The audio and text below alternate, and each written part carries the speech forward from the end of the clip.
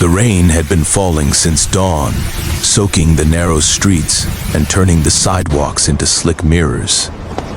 Lena Carter clutched her thin jacket tighter around herself as she hurried past storefronts that reflected a life she didn't belong to. Glass windows glowed warmly with displays of luxury, watches that cost more than her yearly rent, suits worn by men who never checked price tags. She didn't look at them for long. Lena had learned early that staring at what you couldn't afford only made hunger sharper. Her phone buzzed with a reminder: pharmacy, 8 a.m. shift. She picked up her pace, dodging puddles, her worn sneakers slapping against wet concrete. That morning felt ordinary, too ordinary for what was about to happen. Across the street, a black luxury sedan rolled to a slow stop at the curb. Inside sat Alexander Reed, billionaire tech investor, CEO, and a man whose life had been measured in acquisitions, not heartbeats. He loosened his tie.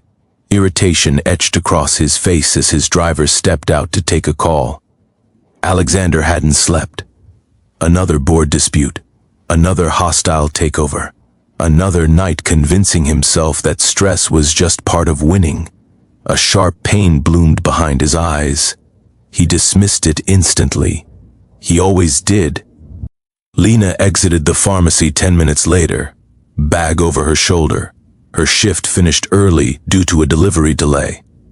As she stepped onto the sidewalk, she noticed the sedan idling nearby. Expensive, out of place in this neighborhood. She was about to pass it when something made her slow down.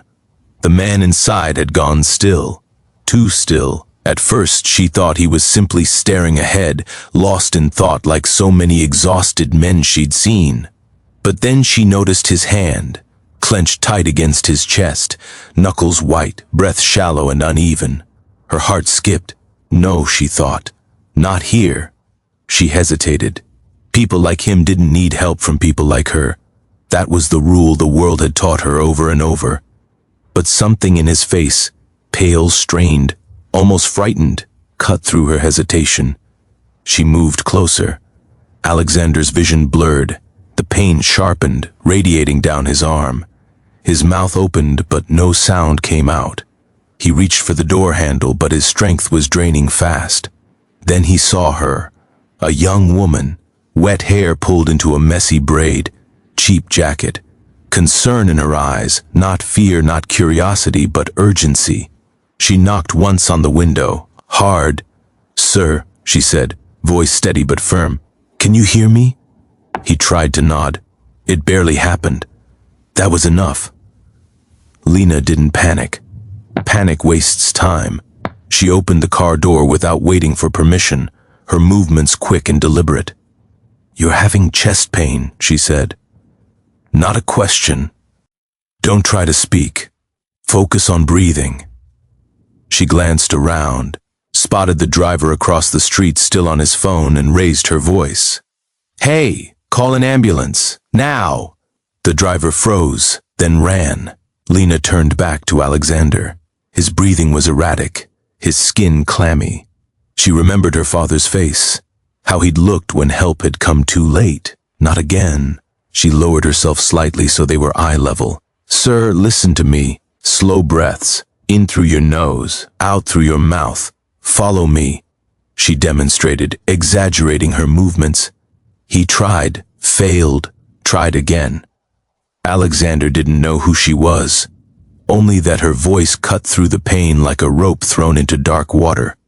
He clung to it, following her rhythm, his racing heart stuttering under the strain. She placed 2 fingers gently on his wrist, checking his pulse. Too fast. "Okay," she murmured, not letting it show. "Stay with me. Just stay." Her hand never left his arm. The sirens arrived faster than expected, slicing through the rain-soaked air. Paramedics swarmed the car, efficient and calm. "Who called it in?" one asked. "I did," Lena said. He started clutching his chest. Sudden onset, radiating pain, shallow breathing. The paramedic gave her a sharp look, impressed. "Good catch." They moved Alexander onto a stretcher. As they loaded him into the ambulance, his eyes searched frantically until they found her again. He reached out. His fingers brushed hers. "Don't worry," she said softly. "You're going to be okay." He didn't know why he believed her, but he did. Hours later, Lena sat alone on a plastic chair in the hospital corridor, jacket draped over her lap, hands still trembling now that the adrenaline had faded. She hadn't planned to stay, but walking away had felt wrong.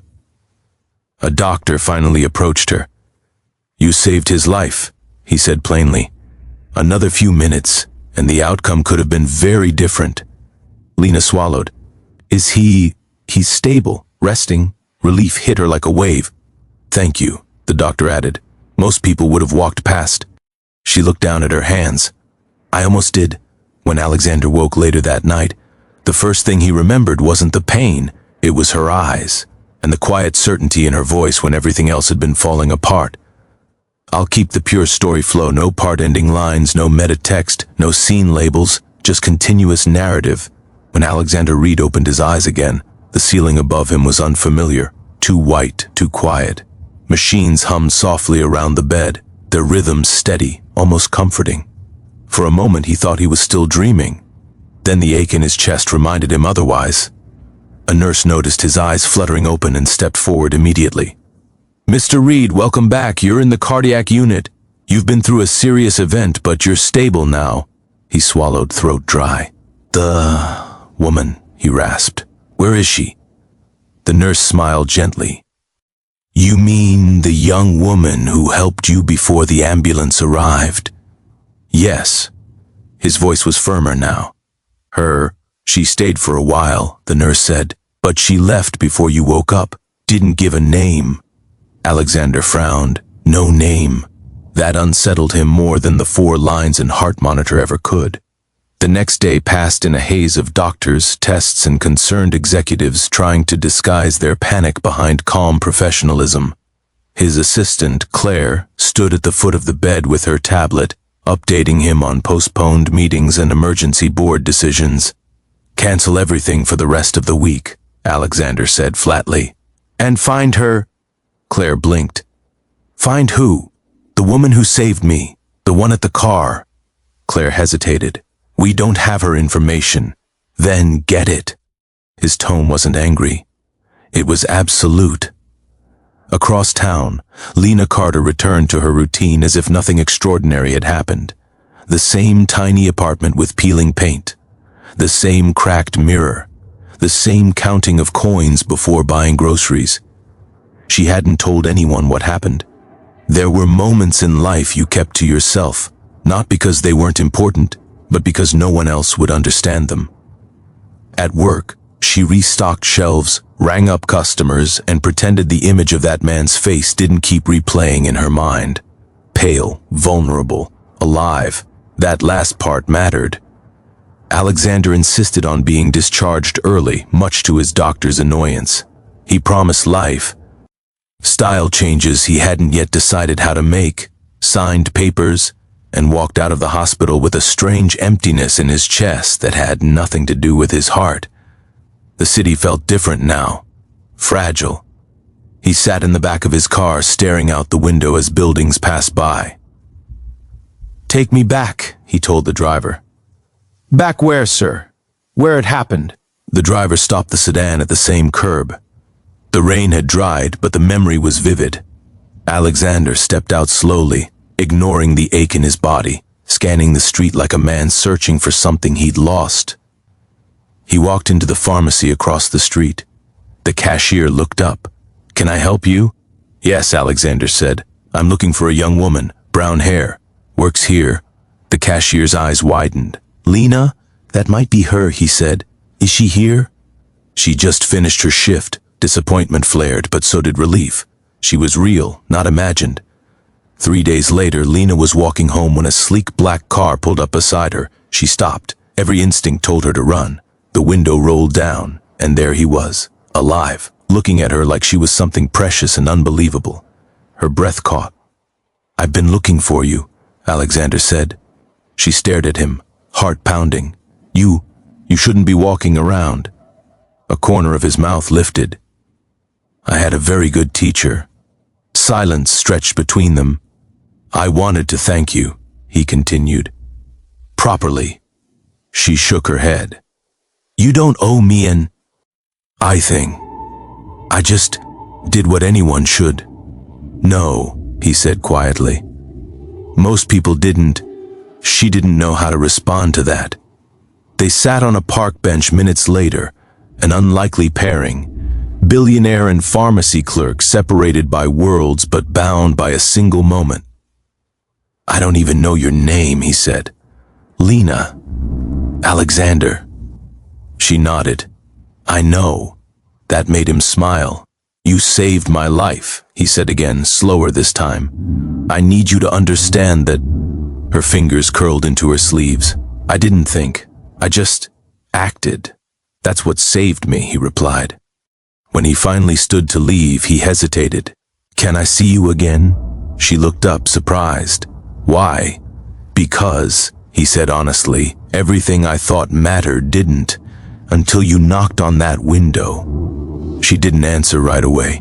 Then softly, okay. Alexander walked back to his car knowing one thing with absolute certainty. The most important investment of his life had nothing to do with money, and Lena Carter had no idea how much she was about to change his world. Alexander Reed couldn't stop thinking about her. Lena, every detail from that rainy morning, her quick movements, steady voice, the subtle way she checked his pulse, was etched in his mind like a blueprint. He was a man used to control, to predictability, and yet this moment, this girl, had thrown everything into chaos. By the time he arrived at his penthouse, he was already planning his next move. Not a business acquisition, not a boardroom negotiatio.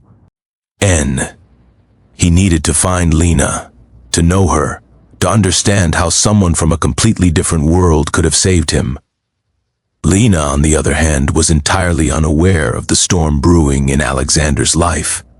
Her routine was chaotic in its simplicity.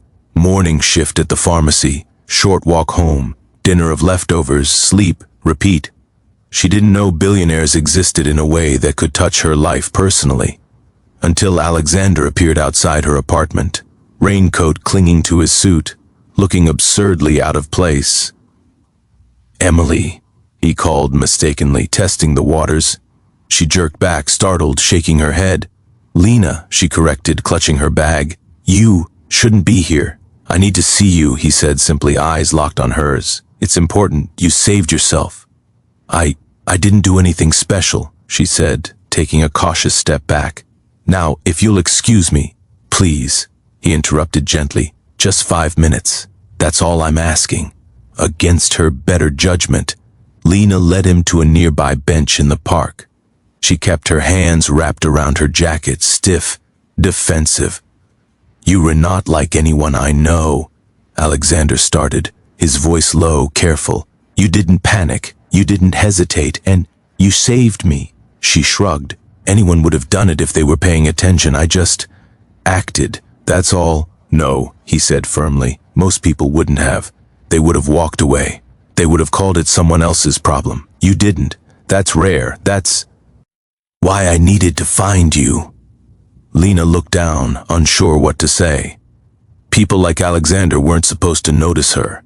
People like her weren't supposed to exist in their world. And yet here he was, staring at her as though she mattered. Over the next few days, Alexander tried to bridge their worlds. He visited the pharmacy several times, claiming he needed a prescription filled, just to catch glimpses of her. Lena's colleagues noticed the strange tension. A man who didn't fit, lingering too long, smiling politely at a girl who clearly wasn't used to attention from the affluent.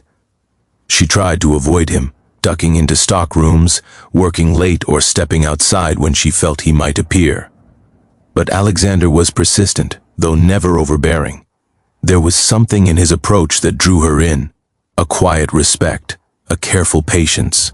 One evening, after her shift ended, he caught up with her outside. I just want to understand your world, he said.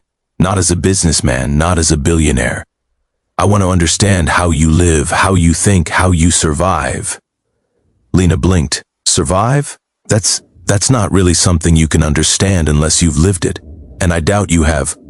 I want to try, he said simply. If you let me. At first, Lena refused. You don't get it, she said sharply. I don't want your money. I don't want anything from you. You live in a world where life is easy. Mine isn't.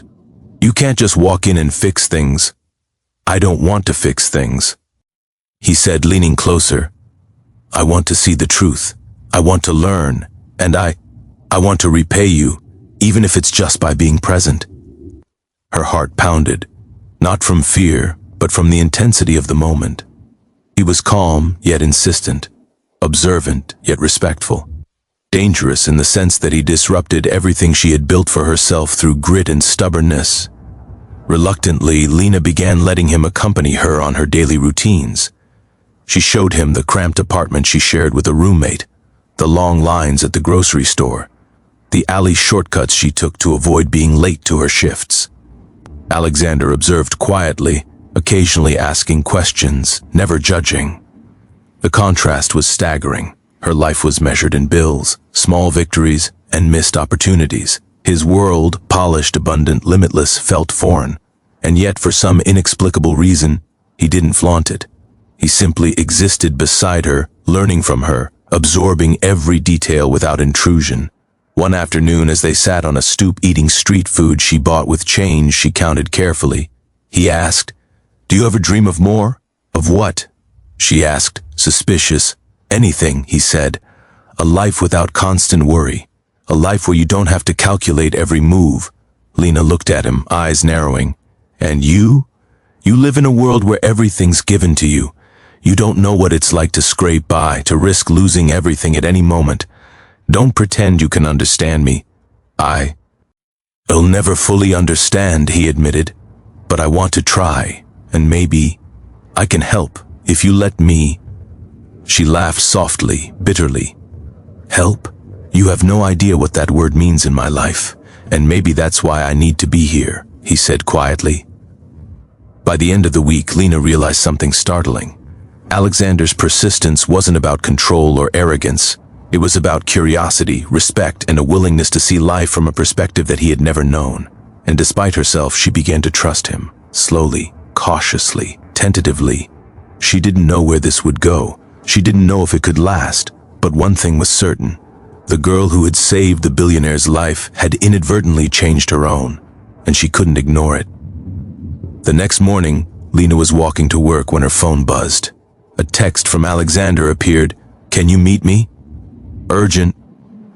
Her stomach twisted. She didn't like the word urgent. It implied danger, or trouble, or complications she wasn't equipped to handle, but she couldn't ignore it. Not after what had happened. When she arrived at the cafe where he waited, she noticed the tense expression on his face. The relaxed, almost charming billionaire persona she had begun to see in him was gone. Now all that remained was raw concern. "What's going on?" she asked, sliding into the chair across from him. He leaned forward. "There's been a threat. Not to me, not yet, but to people around me. And someone knows you were there the day I collapsed. I don't want you hurt." Her eyes widened. "Hurt? Alexander, I know," he interrupted gently. "I didn't want to involve you, but the fact is, you were present. Your intervention was critical, and now you could be a target. I need you to be careful." Lena felt a chill run down her spine. Danger was something she was used to, but not of this magnitude. She had grown up scraping by, dodging petty crime, negotiating for rent extensions, not running from threats linked to a billionaire's enemies. Her instinct screamed at her to retreat, to go back to her apartment and forget this ever happened. But another part of her, the part that had acted without thinking to save him in the rain, refused. She couldn't abandon someone who had trusted her. "I'll be careful," she said quietly, "but I'm not leaving. I won't run." Alexander studied her, astonished. "You don't understand. People like me, we live in a world of risk. This isn't a minor accident. If they trace your involvement back to me..." His words trailed off, heavy with unspoken consequences. "I understand," she said. "I survived far worse." And if helping you means acting smart and staying alert, I can do that. Over the next few days, Alexander had his security team discreetly monitor the area. They reinforced her building entrance, installed additional cameras, and advised her on safe routes. Lena was uncomfortable at first, feeling watched in her own life, but she quickly adapted. She also became sharper, noticing small details she would have previously overlooked. A man loitering too long near her usual bus stop, a car parked in odd places for too long, strangers asking too many questions. Each observation gave her confidence. By the end of the week, Alexander called her. "You're sharper than I thought," he admitted. "I don't know if it's training or instinct, but you're good." She shrugged. "Instinct mostly. You learn fast when survival isn't optional. You saved my life once," he said softly. "Now you're keeping it that way. Subtle, effective, remarkable." Her cheeks warmed. "I just do what I have to do." Then came the first real test. Lena was walking home from the corner store late one evening when a black SUV blocked the narrow street. Two men stepped out, casual, but their movements were deliberate. Her heart skipped a beat. She recognized them immediately, not because she knew who they were, but because Alexander's warnings had trained her eyes. She remembered the lessons. Always look for anomalies, trust instincts, and never underestimate someone desperate. Her mind raced. Options flashed through her head: retreat down a side alley, seek help, or confront. But there was another choice, one only she could see. The men approached, trying to cut her off. One said casually, "Hey there, we're just looking for directions." Lena's lips pressed together, calm, subtle, measured. "Oh," she said, smiling innocently, "I'm not from around here. I don't know the streets well either. But if you wait, someone else will come by and help." She pivoted slightly, deliberately dropping the small bag of groceries near her feet. The men bent to pick it up instinctively. In that split second, Lena slipped past, darting to the shadows of a side street she had memorized days ago. She didn't stop running until she was safely inside her apartment, heart pounding, sweat mixing with rain she hadn't noticed. The next day, Alexander called, his voice tight with concern. "Are you okay?" "I'm fine," she said, brushing off his worry. "They didn't get me, but thanks for the warning. It helped me stay alert." "No," he said, firm. "Thanks to you. Your actions, calm, precise, subtle, kept you alive. I wouldn't have expected someone like you to handle it so well." Her face heated. "I just acted." "No," he insisted. "You didn't just act. You thought, anticipated, and protected yourself. That subtle move, that split-second decision, that's what saved you. And I've learned something important watching you. Courage doesn't come from wealth or power. It comes from intelligence and instinct." She swallowed. For the first time, Alexander wasn't treating her like a curiosity or a liability. He was respecting her skills, acknowledging the life she had mastered in a world he couldn't imagine. Over the following week, their relationship shifted. Alexander continued to navigate his world of meetings and deals, but he was more present, asking questions, learning about Lena's life. She, in turn, began airing small details, her routines, her struggles, her little victories. The bond deepened, grounded not in wealth or status, but in respect and mutual reliance. One rainy evening, the same rain that had started their story returned. They stood under the awning of a small cafe, sipping coffee. "You're not just a survivor," he said quietly. "You're brilliant, subtle, clever, strategic. You kept yourself alive, and me too. Most people don't get that. I knew what I had to do," she said, glancing away. "Instinct, not bravery. Instinct saved a billionaire," he said, smiling softly. "And instinct will keep you safe too. I just hope you'll let me be part of that, without overstepping." She studied him for a long moment. Then carefully she nodded. The rain fell around them, steady, cleansing, marking the beginning of a partnership neither of them could have foreseen. a girl from the streets who had saved a billionaire's life, and a man who realized that survival, courage, and intelligence had nothing to do with money. And in that moment, Lena understood something profound. Her life, small, fragile, overlooked, had power, and that power, subtle as it was, had already changed the course of someone else's. The weeks passed, and Lena's routine continued, but now her life carried a quiet tension that never existed before. Every shadow, every unexpected movement on the streets reminded her that danger could appear at any moment, especially now that she was connected to Alexander. Yet, she was no longer afraid. She had learned to trust her instincts, to think ahead, to act decisively. Alexander, on the other hand, was discovering that life outside the boardroom demanded humility, patience, and observation in ways he had never imagined. Watching Lena navigate challenges so different from his polished world humbled him. He admired her subtle strength, the kind that couldn't be bought, negotiated, or scheduled. One late evening, Alexander invited Lena to a charity gala.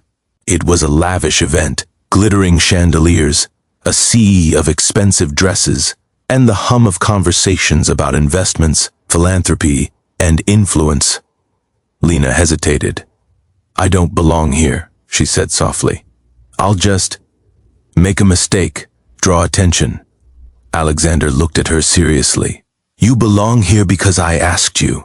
Not as an ornament, not as a guest. I want you by my side. And I promise, your instincts matter more than etiquette." Her heart fluttered. She wasn't sure if it was nerves or excitement or both. As the gala progressed, Alexander's business rivals mingled with investors and socialites.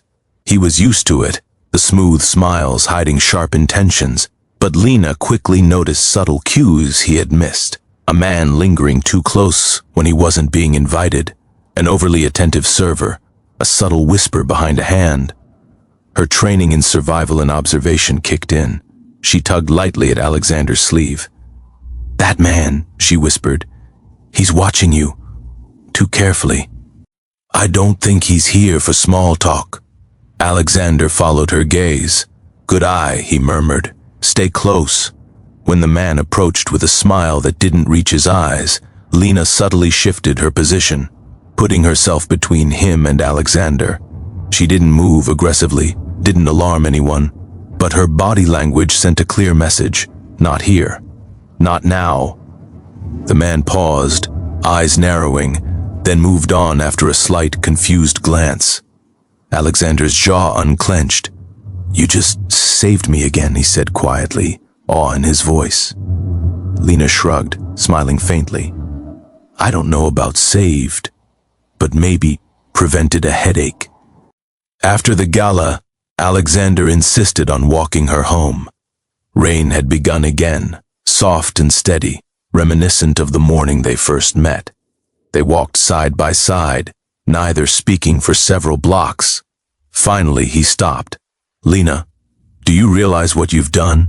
Twice now you've kept me alive, or at least safe, through subtle moves no one else would have noticed. That's incredible." She looked up at him, expression serious. "It's not just about you. It's about seeing danger, acting quickly, and trusting yourself. That's how I survive. And that's why I need you in my life," he said. "Not just as someone who saved me, but as someone whose mind, instincts, and courage I respect. I want you with me, truly with me, not for appearances, not for gratitude, but because I see your strength."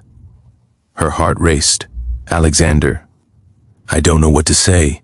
"Then don't," he said softly. "Just stay." Over the following weeks, their bond deepened. Alexander became a part of Lena's world, not by changing it, but by observing it, learning from it, and respecting its rhythm. She, in turn, began to see his world differently. Behind the opulence, the power, and the control, there was a man capable of vulnerability and humility, someone willing to learn and trust her instincts, not override them. They celebrated small victories together. A delayed rent payment resolved without panic. a tricky sidewalk encounter avoided thanks to Lena's observation. Even mundane events became moments of collaboration. TR. Used and understanding. One evening, Alexander invited her to his office. He didn't discuss business, acquisitions, or investments. Instead, he handed her a simple, handwritten card. It read, "For Lena, whose courage and subtle moves have kept me alive more than once. I want to be someone who protects and learns from you, not someone who controls. Thank you." She stared at it, unable to speak for a long moment. Then softly she whispered, I don't know what to say. Say nothing." He replied, "Just accept that what you've done matters, and that you matter."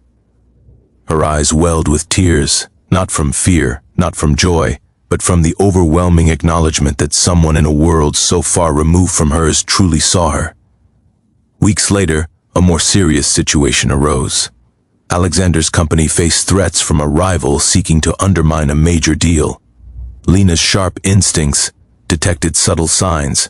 Emails phrased strangely unfamiliar faces at nearby buildings, unusual traffic patterns. She alerted Alexander discreetly. "Something's off," she said. "Watch this angle, not that one." His team had missed it entirely. Her observations allowed them to preemptively respond, preventing a potentially disastrous leak. Once again, her subtle awareness saved not just her, but Alexander and his empire from harm. That night, in the quiet of Alexander's penthouse, they stood by the window overlooking the city. Rain fell in soft sheets, the lights reflected off wet streets below. "You've changed, Iv." "Everything," he said. "Not just my business, not just my life, but how I see the world, how I understand risk, how I respect intelligence and instinct." "You've opened my eyes, Lena."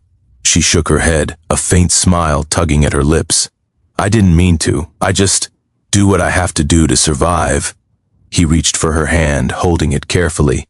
"And that's why I'm alive. That's why I trust you. That's why I want you by my side, not because of what you've done for me, but because I see who you are." Her heart fluttered. This was no longer a story of accident and survival. This was respect, trust, and a connection forged in quiet courage and subtle, life-saving decisions. For Lena Carter, the poor girl who had acted instinctively in the rain, life had shifted. She had saved a billionaire, yes, but she had also saved a part of herself, her self-respect, her intelligence, and her ability to affect the world in ways no one could have predicted. And Alexander Reed, billionaire and master of control, had learned something far more valuable than money: the strength, subtlety, and power of a life lived with instinct, courage, and heart. Under the rain-soaked city lights, they stood together, two worlds converging, not by wealth, not by chance, but by quiet bravery, trust, and the subtle moves that kept each other alive. More stories will keep coming, so please don't forget to like and subscribe.